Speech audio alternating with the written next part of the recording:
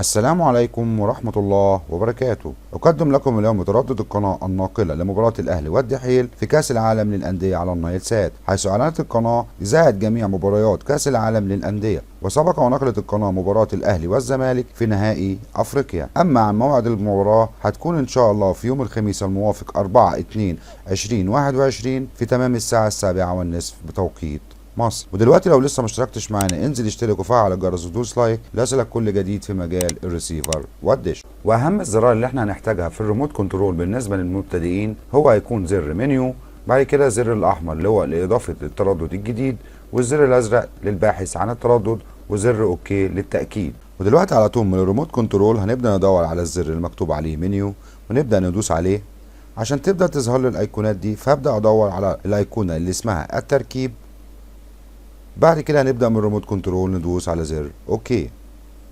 عشان تبدأ تظهر لي القائمة دي هبدأ ادور على كلمة قائمة الترددات، وبرضك هدوس من الريموت كنترول على اوكي. هتظهر لي القائمة دي زي ما انتم شايفين تحت في 4 الوانات، الاحمر والاخضر والاصفر والازرق، دول هيكونوا عندك في الريموت كنترول. بالنسبة للزر الاحمر هيكون لاضافة تردد جديد، اما الاخضر للتعديل على التردد، والاصفر لحذف التردد، والازرق للباحث على التردد. اما في حالتنا النهارده احنا طبعا هنضيف تردد جديد فندوس على الزر الاحمر عشان تبدا تظهر لي القائمه دي فيها التردد ومعدل الترميز والاستقطاب.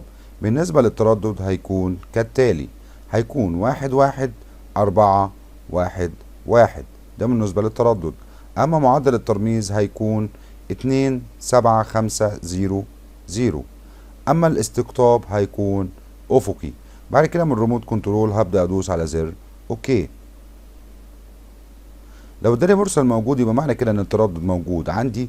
كل اللي انا هعمله ان انا هاجي من الريموت كنترول وبرضك هدوس على زر اوكي عشان يبدأ يديلي علامة الصح دي، وابدأ ابص على التردد هل هو في اشارة ولا لا. زي ما انتم شايفين عندي هنا الاشارة 54%، اما الجودة 92%.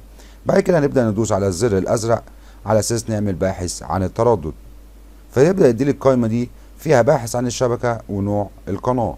بالنسبة للباحث عن الشبكة طبعا هنخليه إغلاق، أما نوع القناة طبعا القناة اللي معانا النهاردة هي مجانية فهندوس مجانية. بعد كده نبدأ ندوس على زر أوكي عشان يبدأ يعمل لي باحث عن القنوات. بعد كده بيقول لي حفظ نتيجة البحث، طبعا هدوس على أوكي. بعد كده حفظ البيانات برضك هدوس على زر أوكي. بعد كده حضرتك هتيجي في آخر القمر خالص وتبدأ تدور على القناة بعد القناة 1.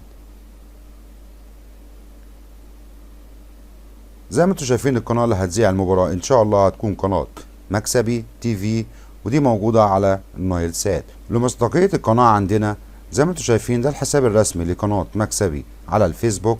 ولو نزلنا لتحت وشفنا البوست من حوالي 10 ساعات زي ما انتم شايفين كاتبين انتظروا كأس العالم للأندية على قناة مكسبي. وفي نهاية الفيديو أرجو أن ينال الفيديو إعجابكم، ولا تنسوا الاشتراك وتفعيل الجرس واللايك ليصلك كل جديد في مجال الريسيفر والدش. وشكرا لكم.